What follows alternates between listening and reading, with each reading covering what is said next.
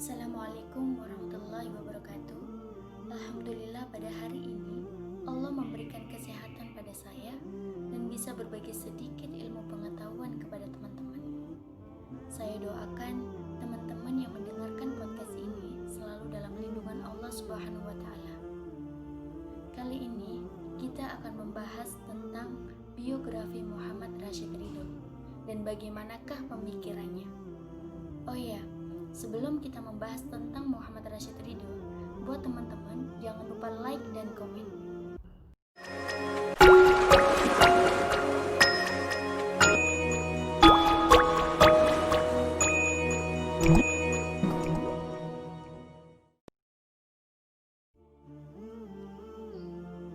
Langsung saja kita bahas biografi dari Muhammad Rashid Ridho.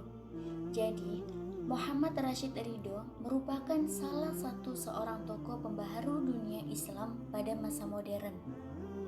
Nama lengkapnya ialah Muhammad Rashid bin Ali Ridho bin Muhammad Syam al-Din al-Qalamuni.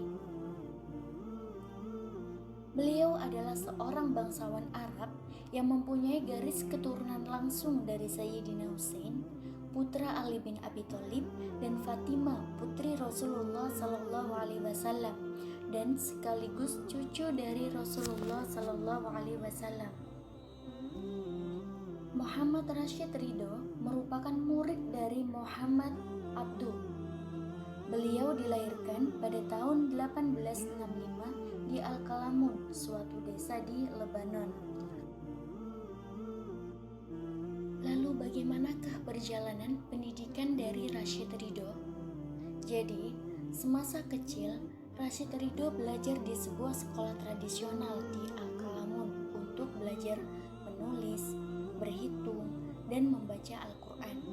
Kemudian, pada tahun 1882, beliau meneruskan pelajarannya di Al-Madrasah Al-Wataniyah Al-Islamiyah, yakni Sekolah Nasional Islam di Tripoli.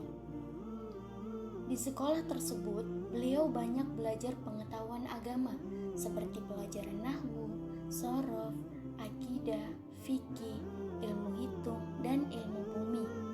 Selain itu, beliau juga diajarkan bahasa Turki, bahasa Arab, dan bahasa Perancis. Sekolah tersebut didirikan oleh Syekh Hussein Al-Jisr, seorang ulama Islam yang telah dipengaruhi oleh ide-ide modern. Selain mendapat bimbingan dari gurunya Al-Syekh Hussein Al-Jisr, ia juga dipengaruhi oleh ide-ide pembaruan yang dicetuskan oleh Jamaluddin Al-Afghani dan Muhammad Abduh melalui majalah Al-Urwat Al-Wuthqa. Rashid Ridho mulai mencoba menjalankan ide-ide pembaharuan itu ketika masih berada di Suriah, tetapi usaha-usahanya mendapat tantangan dari pihak kerajaan Utsmani.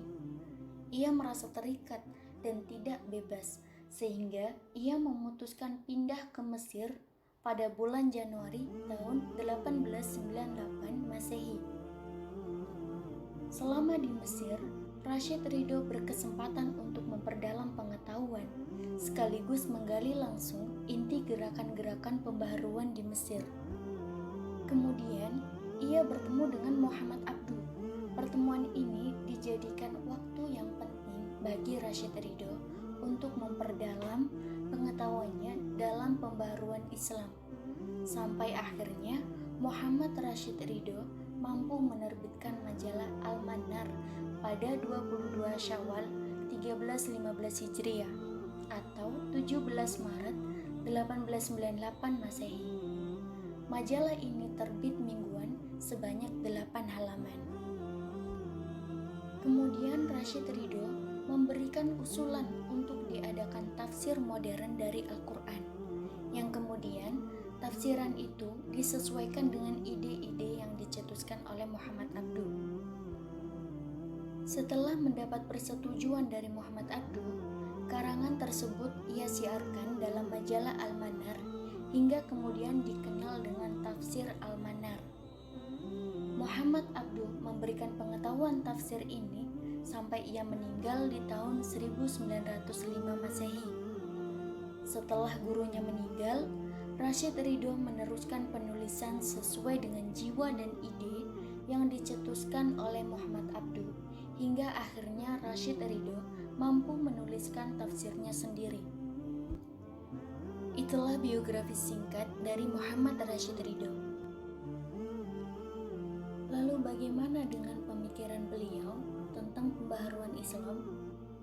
Jadi, Rashid Ridho digambarkan sebagai pejuang muslim yang tidak jauh beda dengan Muhammad Abduh. Menurut Rashid Ridho, pembaharuan mutlak harus dilakukan karena tanpa itu umat Islam senantiasa akan menjadi umat yang terlantar. Beliau melihat bahwa kemunduran umat Islam dan kelemahan mereka disebabkan karena mereka tidak lagi memegang dan menjalankan ajaran Islam yang sebenarnya. Dalam pemikiran pembaharuan Islam Rashid Ridho terbagi menjadi beberapa bidang, yakni yang pertama, bidang keagamaan, kemudian bidang pendidikan dan ilmu pengetahuan, dan yang terakhir, bidang politik dan kemasyarakatan.